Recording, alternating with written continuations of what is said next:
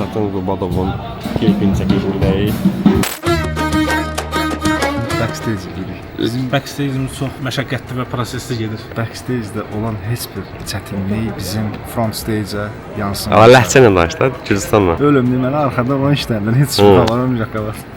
Məni sevərsən Naz eyləsəm dözərsən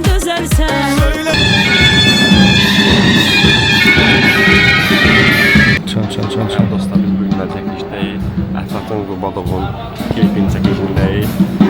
Hər şey hazırlıqlar gedir. Məni sevərsən Naz eyləsəm dözərsən Hər nazına dözərəm Onda sən üçün ölərəm Və dostlar, çəkilişimiz davam eləyir.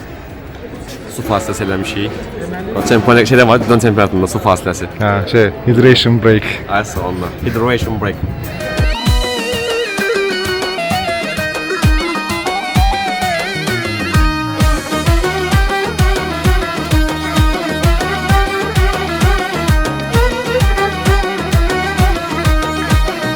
Yorucu çəkiliş prosesinin axırından Axırdır hələ.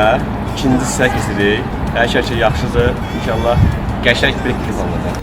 Eşq olsun. Ulduz tavan. Rolls-Royce tavan.